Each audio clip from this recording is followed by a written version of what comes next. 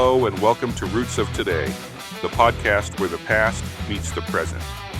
With every episode, we journey through time, uncovering the lessons, parallels, and connections between historical milestones and current events to create a deeper understanding of the compelling stories and issues that shape the news. When people look at history, there is a tendency to mark moments in time and romanticize them, almost like street signs on a temporal highway.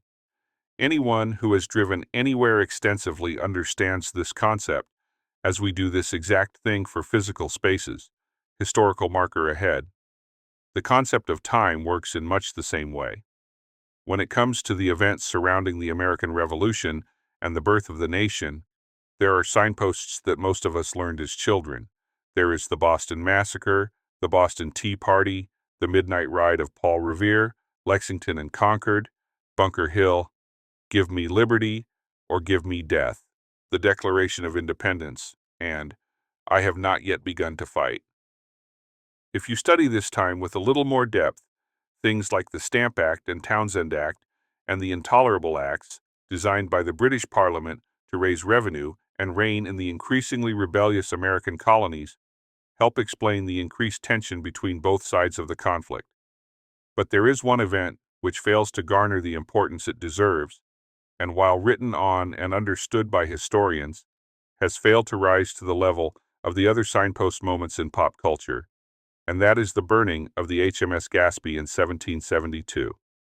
As always, this is Alan, your host, reminding you to grab your coffee, tea, or whatever beverage you prefer as we look at history that many Americans have probably never heard about, and yet was an important event on the road to American independence. The HMS Gaspee was an armed schooner in the British Royal Navy under the command of Lieutenant William Duddingston, which was tasked to interdict smugglers in the Rhode Island area he was to patrol. Merchants in the colonies would sometimes attempt to avoid paying taxes on imported goods by working outside of British trade laws. To prevent this, Duddingston was authorized to impound illegal cargo and seize ships that violated the law. Problems arose when the zeal for his duty outweighed the concerns of merchants who questioned his authority.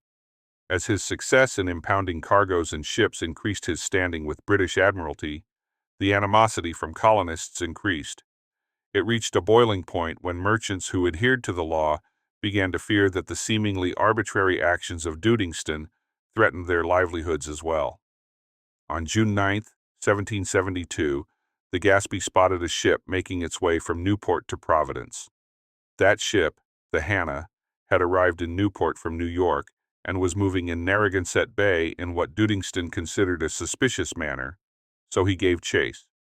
Unfortunately for the Gaspee, Duddingston's lack of familiarity with the area caused the ship to beach itself. As a result, Duddingston sent some of his crew ashore to seek help, while he waited, hoping that the next full tide would free the ship. What he failed to consider was that his call for help was also spreading the news of his predicament.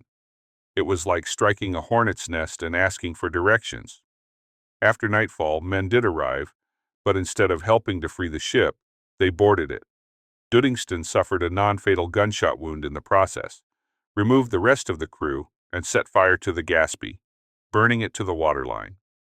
4 days later, the story appeared in the Providence Gazette. The issue also printed a proclamation by the Royal Governor of Rhode Island, Joseph Wanton. In it, he stated that an unknown number of people boarded the ship, and after wounding Duddingston, rounded up the crew and safely transported them all to shore before setting fire to the ship.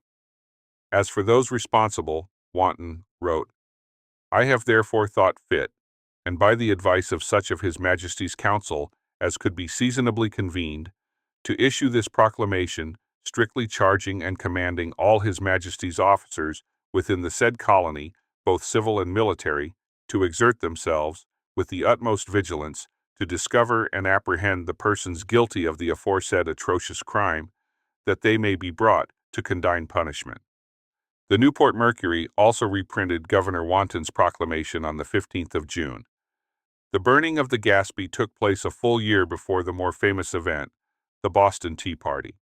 Yet, it can be argued that it was a much more serious affair. Historian Peter Messer echoes that opinion. In his article, A Most Insulting Violation, The Burning of the HMS Gaspee and the Delaying of the American Revolution in the journal The New England Quarterly, he writes, "The ultimate significance of the Gaspee's destruction lies in how it followed a clearly identifiable script that sheds light upon the colonists' sense of both the legitimate boundaries of imperial authority and their right to correct imperial officials who transgressed those boundaries." He goes on to explain that the collections officer for Rhode Island, Charles Dudley, wrote to Duddingston's superiors, telling them that the attack was not spontaneous, but instead done with cool planning and forethought. Also, Dudley wrote that the court, followed by the governor, had demanded Duddingston present them with the orders that authorized him to search ship, and concluded that when Duddingston refused their requests, the destruction of the Gaspee was all but inevitable. It is worth noting that built into this inevitability was the fact that colonists and British Admiralty had a very divergent view on piracy. Historian Douglas Burgess argues that piracy and smuggling, and the law, were both intertwined in colonies like Rhode Island. By the turn of the 17th-18th centuries, the colonies still nominally bound by the Navigation Acts were in fact flush with illegal coin and goods captured on numerous piratical raids. Piracy not only became a fixture of colonial commerce, but often the only source for goods that patrons from Boston to Charleston regularly took for granted. He concludes, by 1700, there was no colony in the English Atlantic world that did not derive some of its income from the pirate trade. However, the colonists did not see the increased efforts to seize pirated goods and cargoes, or the attempts to capture legally owed taxes as some philosophical debate on the merits of piracy. Instead, they saw it as a threat to their livelihoods and their limited autonomy granted to them by their royal charters. To the colonists of Rhode Island, the Gaspee and the Stamp Act and Townsend Act were all part of the same equation. The difference with the Gaspee affair was the lengths they were willing to go to defend those economic and legal freedoms. The boarding and burning of the ship were not the same as a boycott nor a riot. It was a deliberate attack on a ship of the British Navy. As such, it was an event that garnered much attention and outrage from the Crown. On August 26th, King George III issued a proclamation denouncing the actions of those responsible for the attack on the Gaspee and calling for their apprehension and conviction on charges of treason. It also contained a strong warning against any further illegal acts by the colonists.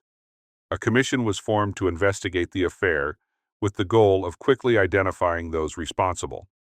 It first met on January 3, 1773, in Newport. However, they could not find any reliable witnesses to come forward with information identifying anyone. In the committee's final report to the Crown, they had to begrudgingly admit they did not have anyone they could accuse and send back to Britain for trial. It is a fact that years leading to the American Revolution were a time when violence, especially urban mob violence, was a tactic of the colonists confronting British authority.